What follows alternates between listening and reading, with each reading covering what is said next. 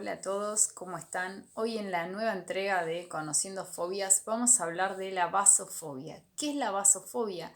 Es una fobia específica muy incapacitante que refiere al miedo de trastabillar y caerse. Se suele dar en muchas personas mayores. Deben haber escuchado seguramente, ¿no? Que dicen como que no, porque tengo miedo de ir hasta tal lugar porque me puedo caer, o no salgo a tal, no sé, al jardín o al patio porque me puedo caer, o no bajo tal escalera porque me puedo caer. Y para algunas personas es difícil de comprender porque, digo, piensen en que nosotros caminamos de una manera automática, ¿no? No pensamos en el movimiento que hacemos cuando un paso va delante del otro, digo, eso está automatizado. Entonces es como complejo poder entender en algún punto cómo alguien que hace un movimiento normalmente empieza a tener ese miedo a caerse, ¿no? Al movilizarse de un lugar al otro.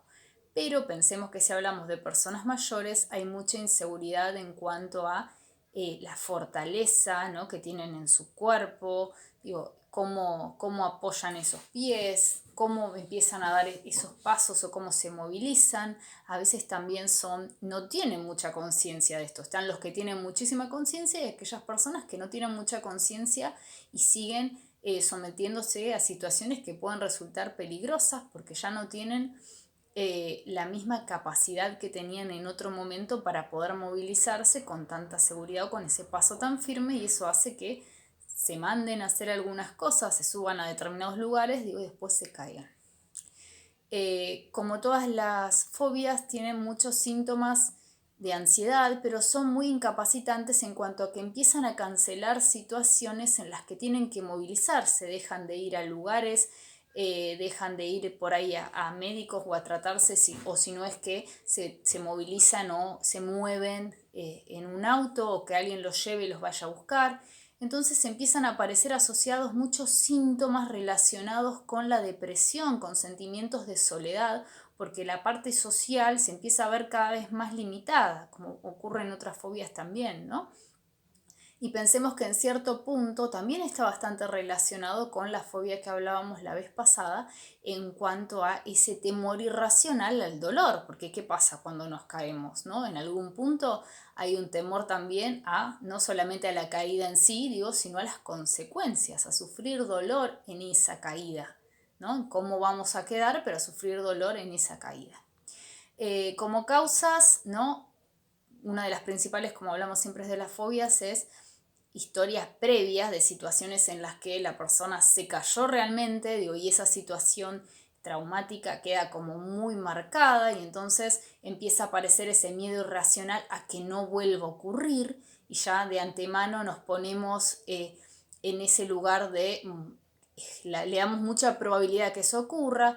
Por otro lado, también cuando estamos ansiosos y tensos y controlando esa postura específicamente para no caernos, todo el cuerpo está tenso y no tiene esa cadencia, ¿no? Esa movilidad que tiene normalmente, con lo cual hace que sea más probable que ocurra una caída, porque estamos como con el foco muy ahí, muy hipervigilantes de la situación y tensando todo el cuerpo. Por otro lado, también movernos de un lugar al otro a veces demanda de otra demanda, tiene otra demanda cognitiva, y esto hace que requiera de mucho gasto mental, ¿no? Esto de generar esos circuitos de movimiento, ¿no? De movernos de lugares a los que no estamos acostumbrados, que no son dentro de nuestras zonas de confort. Piensen, ¿no?, en la cantidad de personas mayores que se movilizan dentro de su mismo espacio. A veces tiene que ver con la medicación también, ¿no? Con el uso de ciertos fármacos que los marean y les generan un montón de estas sensaciones, o debilidad o laxitud corporal, tienen somnolencia, se marean, y bueno, eso genera que pueda haber esta sensación de debilidad o que estén más propensos a caerse. Se trabaja mucho, obviamente, con la psicología cognitiva, ¿no? Con la terapia cognitiva, como cualquier tipo de fobia y en cuanto a situaciones de ansiedad. Y por otro lado también con actividad física o con los espacios en los que estas personas se mueven, que empiecen a ganar nuevamente seguridad, digo, para que se sientan seguros cuando se van desplazando.